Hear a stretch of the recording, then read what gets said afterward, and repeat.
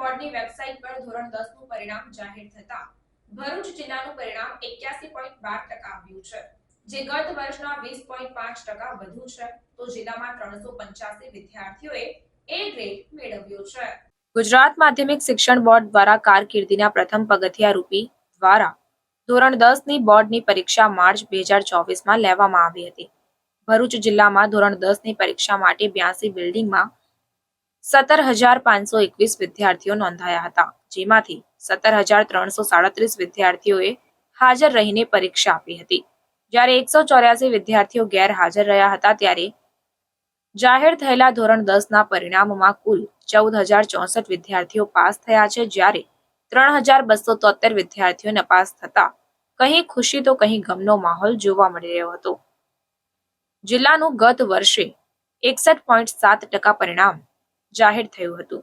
ભરૂચ જિલ્લાના ધોરણ 10 ના પાછલા 4 વર્ષના પરિણામની વિગતવાર વાત કરીએ તો વર્ષ 2020માં 54.14%, વર્ષ 2022માં 64.66%, વર્ષ 2023માં 61.7% પરિણામ જાહેર થયું હતું, જ્યારે આ વર્ષ 2024માં સૌથી વધારે 81.12% પરિણામ નોંધાયું છે.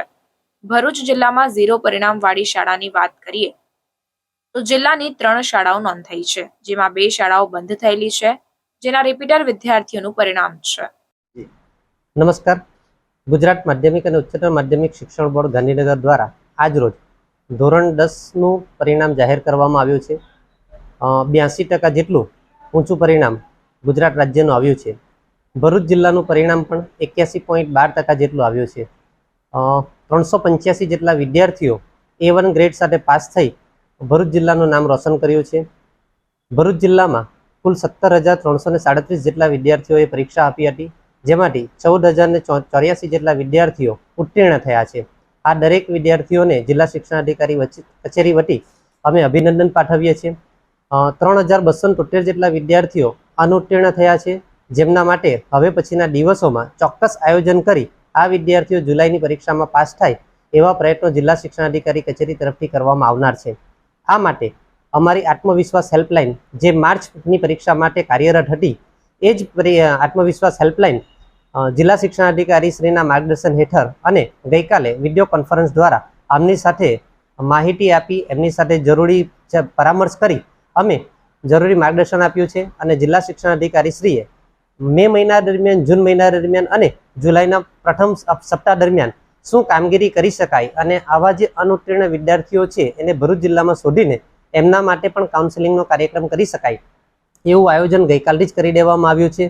ધોરણ 10ના વિદ્યાર્થીઓમાં ખૂબ ઊંચું પરિણામ છે, જેનાથી આવનારા દિવસોમાં ડિપ્લોમા છે, એન્જિનિયરિંગ છે, આના સિવાયના ધોરણ 12ના પરિણામની ઊંચી ટકાવારીના કારણે પણ જે કોર્સો છે એ કોર્સોમાં પણ પ્રવેશ પ્રક્રિયાનું કામ ખૂબ જ ઊંચું રહેવાનું છે.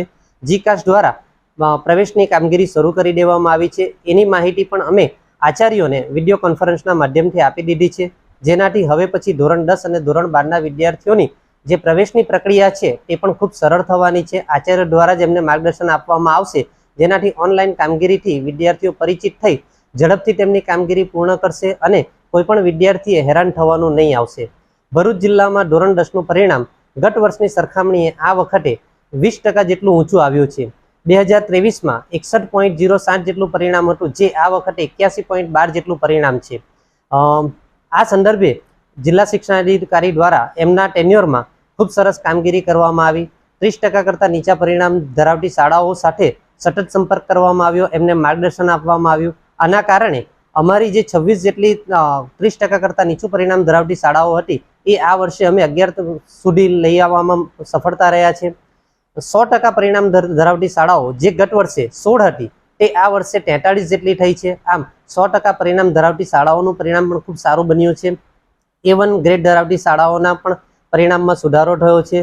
દરેક શાળાઓને આ પરિણામ માટે શુભેચ્છા પાઠવવામાં આવે છે, અભિનંદન આપવામાં આવે છે. અને જે શાળાઓ 100% પરિણામ હાંસલ કરી છે એવી દરેક શાળાઓને પણ અમે અભિનંદન આપીએ છીએ.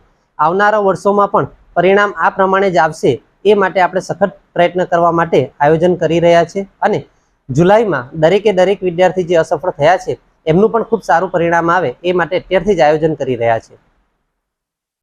કુલ 32 કેન્દ્રોમાં પરીક્ષાનું આયોજન કરવામાં આવ્યું હતું, તેમાંથી સૌથી વધુ જાગેશ્વર ખાતે 94%, જ્યારે સૌથી ઓછું આમોદ ખાતે 48.22% જેટલું પરિણામ રહ્યું છે. દરેકે દરેક સેન્ટર પર ગત વર્ષની સરખામણીમાં આ વર્ષે પરિણામમાં સુધારો જણાયો છે.